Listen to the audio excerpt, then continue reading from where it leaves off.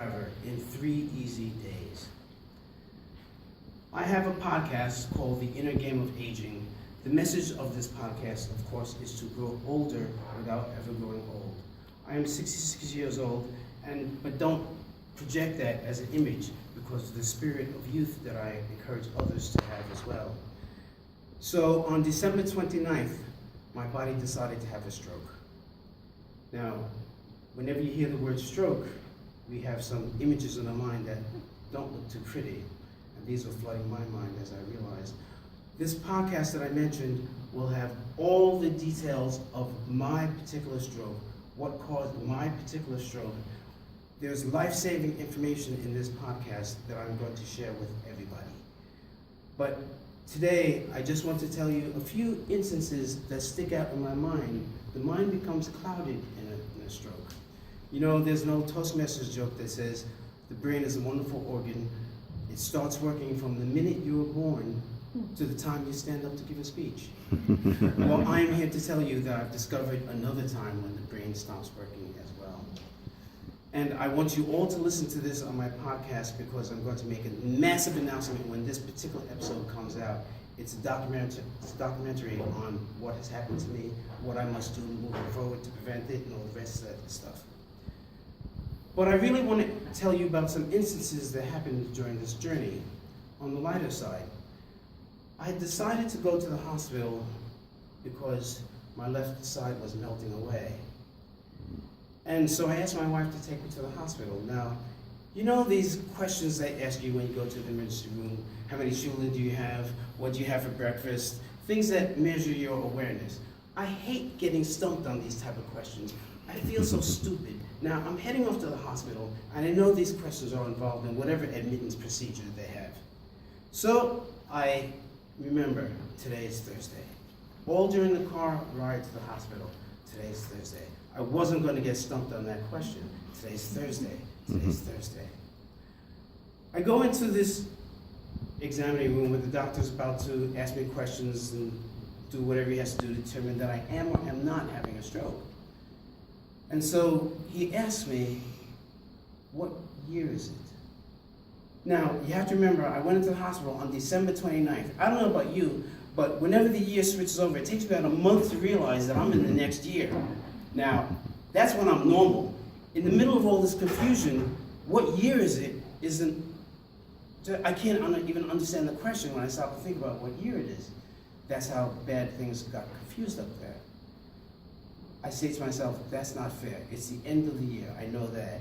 And I haven't switched over to the new year yet, but I don't know what year this is. It was very interesting. And then he asked me, well, you know, we've just finished a rather tumultuous election cycle, and we're switching from one president to another, and there's a lot of hoopla and emotion going around the country. So he asked me, who's our president?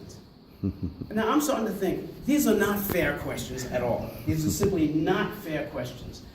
Because who I want to be president, who is president, I mean, my head is getting all confused here inside. My thoughts are going all over the place. I give him an answer. Apparently, it's not the right answer, I judge from his expression, and we finish our questions on that side. Before we finish, I remind him that today is Thursday.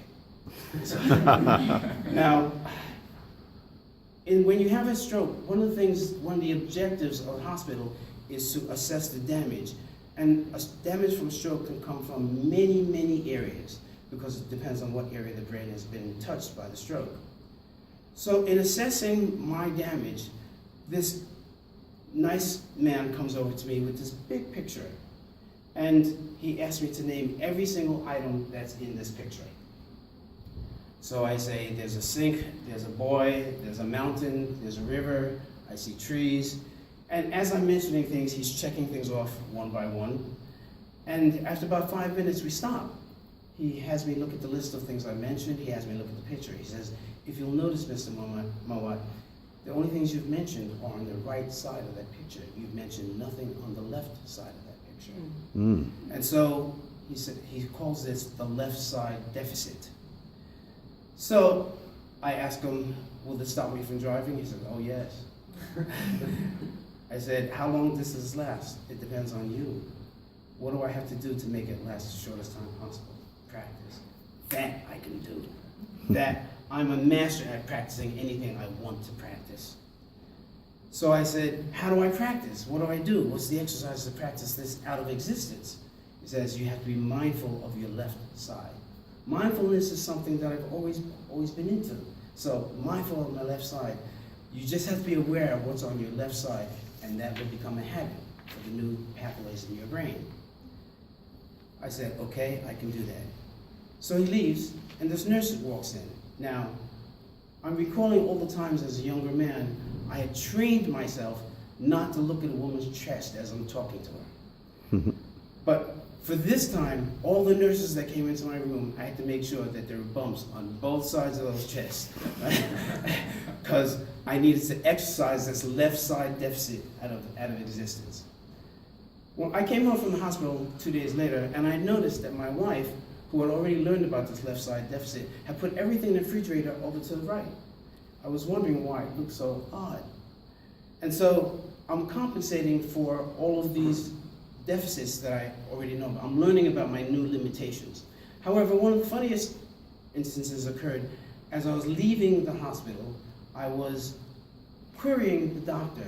I do handstands and headstands around the country, as you know, and I was taking pictures here and there. I go to the doctor and I said, by the way, doc, I want to know, I just had a stroke. We understand the cause, all the cause and all the details are in my podcast.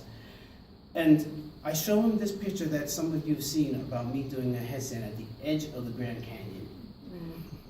So I go over to, I want to see if being upside down was still safe for me to do.